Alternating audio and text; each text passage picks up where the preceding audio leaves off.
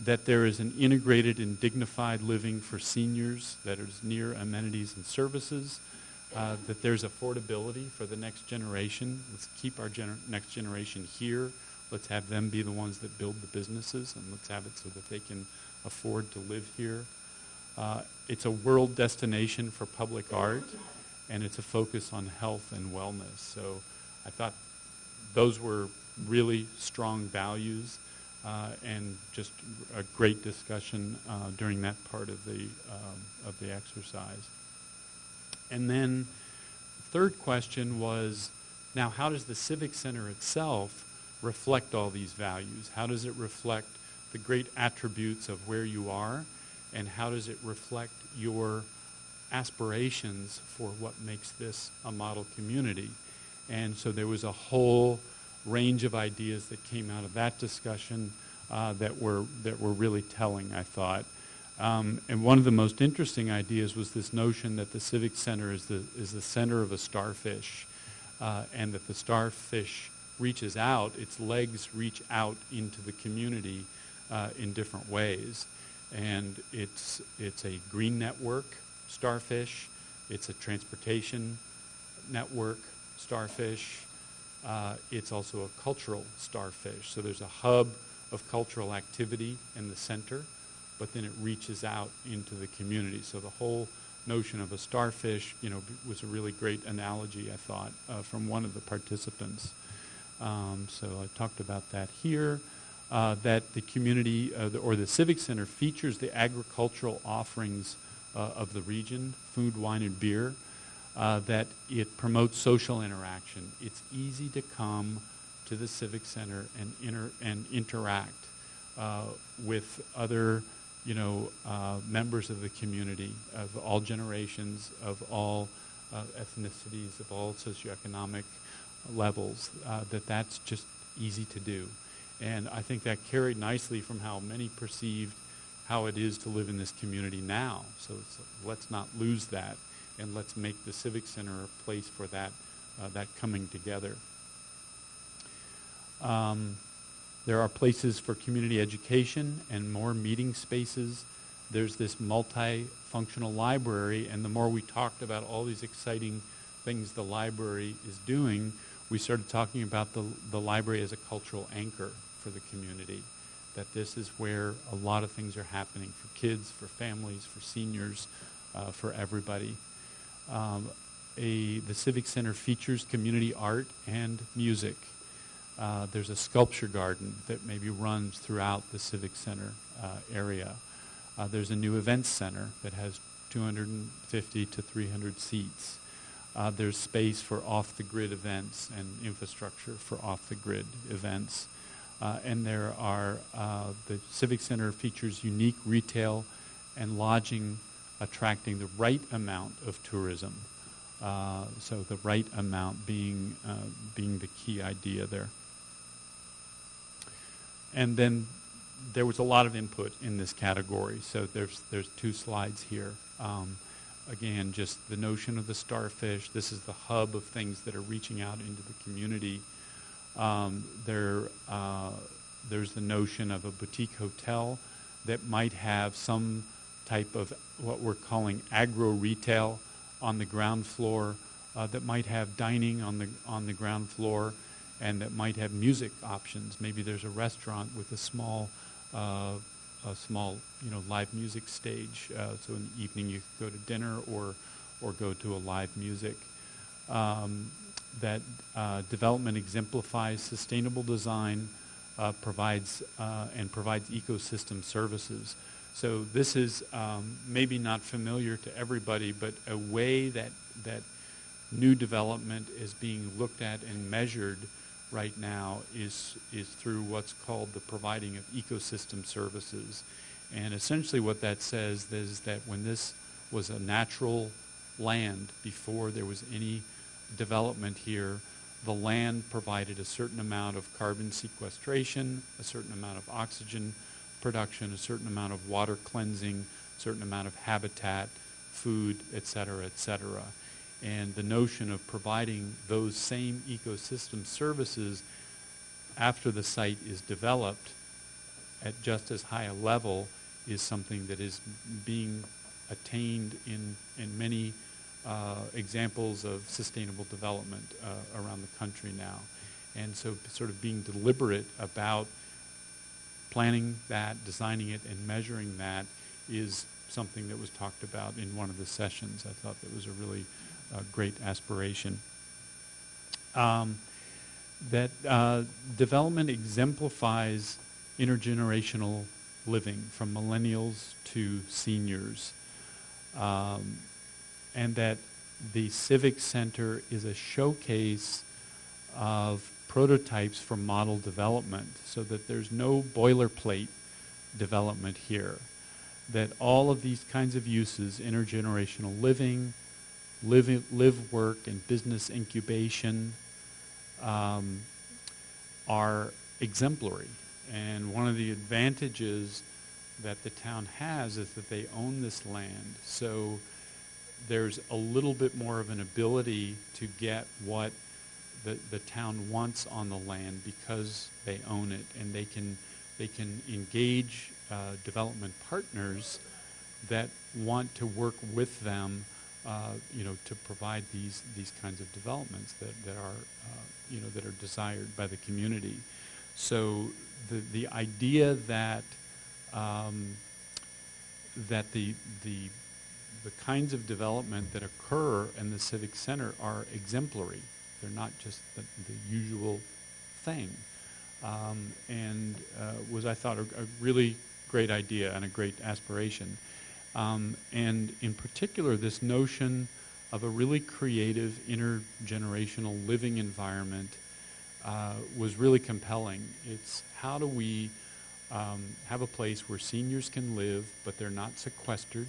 They're integrated with, with people of other ages, where young people that are just getting started in their career can rent or perhaps purchase a very small unit, and maybe it's near a little co-work space. The seniors maybe can share certain facilities like a community room or a community garden, for example. But all that's happening sort of adjacent to each other and in an integrated way. So it's sort of a living community. And can we actually design housing and workplace so that it provides that kind of environment? So a really interesting idea there. So yeah, live, work, and incubation and co-working space were talked about.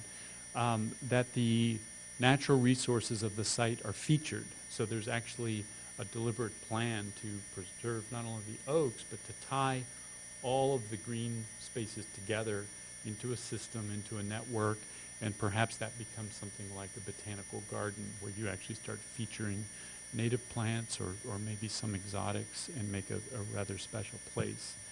That there's a community garden that can also serve an educational purpose, so it teaches people about gardening and raising food. The notion that stacked uses can keep building footprints small and therefore be able to save more green space and preserve more oaks or oak groves. I think you want to preserve all the oak groves, actually. The multimodal transportation is connected, and the parking is well managed. And then there's, as I mentioned before, there's modern infrastructure that includes internet service. So those were the inputs, the more kind of visionary inputs from those sessions. And then we moved from there into the ideas sessions. And so there were 3 of the first ones, and then there were 3 of these ideas sessions. And this is where we really started to get into the detail of how these kinds of uses could fit on the site. And so here were 3 ideas that came out of that. So the first group, which was on, I don't even remember, when was our... Yesterday afternoon, Wednesday afternoon, 1 to 4, and then the second session was 5 to 8 last evening, and the third session was this morning, 10 to 1, and then this afternoon we just worked on sort of wrapping up. So in the first session, This was the plan that evolved, and it does the following. It puts some mixed use in this location that has retail on the ground floor and housing above. But it's perforated. It's not a solid wall. It's something that you can get, air and access through, and it actually increases the lineal footage of retail. So you could have a little retail alley here, and then you could have retail frontage on the front side. This is a boutique hotel, and it's stacked. It is a 4-story structure, so it's tall, but actually the same height as the tower elements on some of the existing buildings here. So just to get a sense, if you think of those tower elements that go, one floor above the general 3-story, that would be the general height of this. The reason that it's 4 stories is because in order to make a small hotel viable, you have to have as many rooms as you can, and so stacking them helps. And sort of a minimum of 50 rooms, maybe more if you can, was thought to be something that could be feasible. Underneath all of that would be some retail space on the ground floor. That could be a restaurant. It could be this sort of agro-retail hall where different purveyors are in one large space. The hotel lobby. I'm sorry, I flipped the whole plan sideways. I didn't mention that. I'm very sorry. When we tried to do it, orient it north-south, it made it too small. So, yeah, good point. So the town green is here. McClellan is here, okay? And north is to the left. So here's the point of Old Redwood Highway and Windsor Road, okay? And the town green is there. McClellan, Oliver's, right up there. Is everybody oriented? Windsor Road, okay? So that's boutique hotel. On the second level, it would have some conference facilities. So this could be a place where you could have events. Yeah. I just wanted to locate people. So that's sitting on top of the current police station, right? Well, no, it's sitting on top. It's sitting right next to where the gymnasium is, and there's some police trailers that are right next to that. Yeah, yeah, the police parking lot. This is where the police parking lot is, right here. Okay, so KC Kitchen is right there, and then you go up the street. Community Garden is right here. Okay, and then this is the current police station, and I think Parks and Rec offices are there. And that would not stay, by the way. So those buildings would go for reasons I'm about to explain. So that's boutique hotel.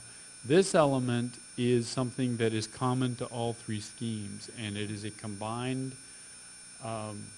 library, but now it's this expanded version of library that's called Cultural Anchor, and it incorporates an events center, a performing arts center. So the library and the performing arts are put together, and it becomes this hub for different cultural activities as well as the traditional uses of a library. The reason that the performance venue was located here, actually in all cases, was to have the ability to have indoor performances, but also then to open one edge and have the audience be able to spill out on to the town green in the area that's the current sloped seating for the stage area. So it's similar to the Green Center at Sonoma State in that, it could be an indoor venue, but in nice weather, you could open it up and there would be expanded seating. And then the library and all the other aspects of that would be designed to be built into the same facility. So it could be quite an interesting building and quite an interesting cultural destination. In this scheme, the Civic Center offices are put right here, and they're stacked. This is actually a 3-story building. And the reason for that is in order to save all of the oak grove here, this footprint needs to be quite compact. And you could do that with a 3-story building. And what is interesting here is that this is still very much visible and sort of on this north-south axis of the town green. So it still has a presence to the town green without being right on the edge.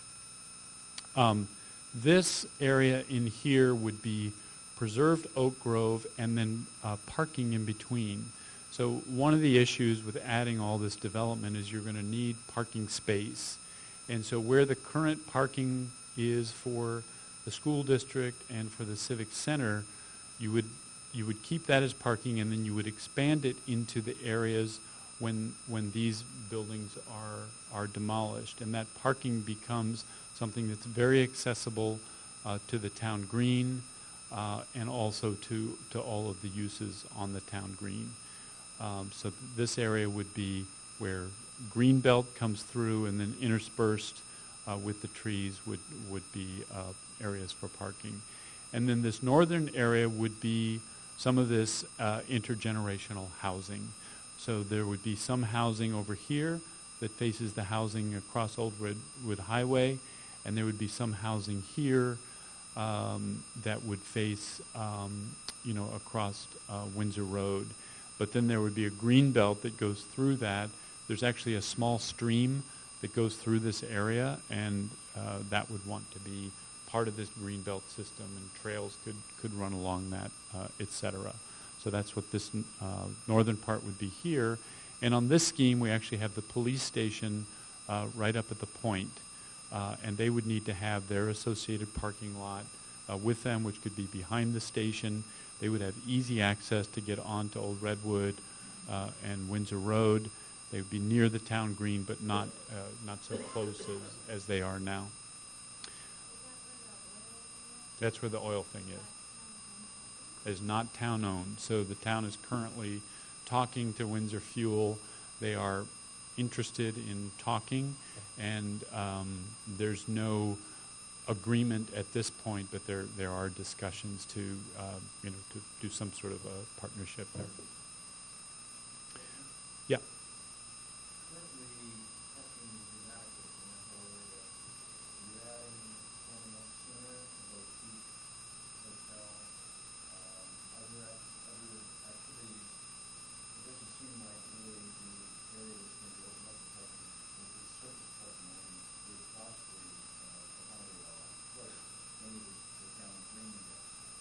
Yeah, it would have to. So one of the things that we're going to be doing as the next step is to really lay out these parking zones. There would be not only the aggregated parking in the areas I pointed out in here, but there would be additional on-street parking on some of the streets that run through this area. It all has to add up. And so what we've done in placing this amount of new development is we've tried to leave space for the parking that there needs to be. And if there's not enough surface area, then either the density has to be reduced slightly, or you would need to have structured parking. But the parking situation has to either, at least maintain the status quo, if not improve the situation overall in the Civic Center area. So building inadequate parking would not be an option here. Yeah. I would share this gentleman's sentiment in that we're already deficient in the parking, and that adding all that parking might catch us up to a spot which would make us status quo right now. So adding additional buildings kind of makes me feel like there's just not enough room. Well, there's space in the Civic Center parcel. So right now, this entire parcel that stretches northward to the point is adding is adding buildable space to the town green. So the parking that you're experiencing now is happening in this zone through here. And when we expand that zone, we're expanding the space where we can accommodate new parking areas. And those new parking areas need to match any new development that we add. There's also what our transportation team member is telling us is that there's actually not a shortage of parking right now in the town green, although sometimes it seems like it, but there's a lack of management of the spaces that there are. And with some very simple management provisions, you could actually improve the parking situation right now. Before you even add anything, you could improve the parking situation. And an example of that is that right now a lot of the employees of the businesses are parking right in front of the businesses, and they might leave their car there all day while they're at work. Whereas if you could institute a policy that says, employee parking is a little bit farther away, and parking spaces for patrons is, going to, be reserved for the short-term parking that patrons need, that would be sort of an easy thing to institute, and, would make a difference that, that you would notice. And there are some other things like that that could be done. So not only would we be adding parking that serves the new development, but we would be adding parking to the district, and that with the parking management program applied to all of that, then we could maintain a well functioning parking network overall. So that would be the idea. Yeah. Jim, we talked about parking potentially being permeable as opposed to blacktop, so that the oak trees would stand a lot more chance of surviving. Yeah. You could do the new parking in this area in a way that doesn't look like a big expanse of blacktop. There can be bioswales that run through the center islands. There can be trees in the end islands. It can be very green in appearance, but still provide the amount of parking that's needed to serve these new uses. So this is just the massing model view of that plan that we just looked at. Let's see, just going back. Actually, I'm sorry, this is that is not the right view of this. So, yeah. That's an earlier one. I mean, that was the nice thing about this model, is we could test things very easily. This one actually put this was discarded, but actually put the boutique hotel on the library site, and then put the library over on this end. And for a number of reasons, this team says, this doesn't work as well as the one that I just showed, which puts the boutique hotel on the west end, and then the library in this new expanded program on the east end. So that is that. And then this is the 3D model of what that looks like, just in an isometric